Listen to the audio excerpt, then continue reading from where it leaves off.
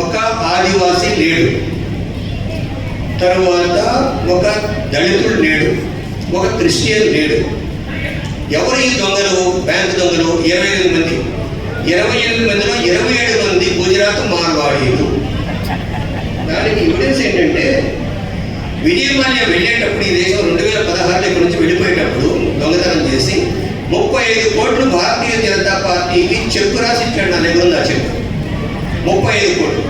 ఇక మిగతా దొంగలన్నీ చెడని రద్దు చేసుకోండి. ఇక రెండవ విషయం ఏంటంటే మీరంతా వెళ్ళిపోకముందే ఈ దేశంలో Bharatiya Janata Party and its alliances, అంటే దీన్ని వీళ్ళు ఏమంటారంటే నేషనల్ డెకాయిడ్స్ అలయన్స్ అంటారు. ఎన్డీఏ, నేషనల్ డెకాయిడ్స్ అలయన్స్, భారతదేశ గజ దొంగల మోటార్. దానికి ఓటేస్తారా లేకుండా ఇండియాకి ఓటేస్తారా మీరు నిర్ణయించుకుని సార్ చెప్పారు. ఇది ఒక విషయం. ఇక రెండవ విషయం ఏమిటంటే ఇంతకుముందే సార్ ట్రికల్ డౌన్ థియరీ చెప్పారు.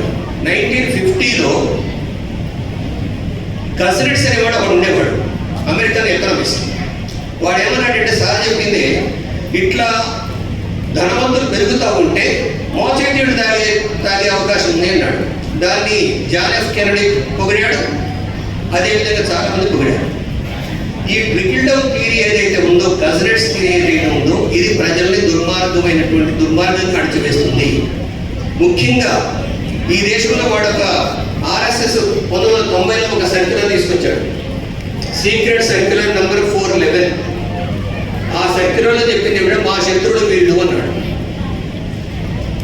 ముస్లిమ్స్, అంబేద్కర్ దళిత్స్, క్రిస్టియన్స్, వామపక్షపాతం, వీళ్ళు నలుగురు కలిస్తే వాడిని పొందబెట్టచ్చు కనీసం. ఇప్పుడు మనకు టైం అయిపోతుంది. గుర్తుపెట్టుకోండి, ఈ దొంగల ముఠాకు ఓటేస్తారా లేక ఇండియాకు ఓటేస్తారా మీరే నిర్ణయించుకోండి. నేను చెప్పదలుచుకోలేదు. ఇప్పుడు చాలా కష్టపడి మిగతా మీటింగ్లన్నీ అటెండ్ చేస్తూ వచ్చినటువంటి జస్టిస్ చంద్రకుమార్ గారు వారు మాట్లాడాల్సిందిగా కోరుతున్నాం.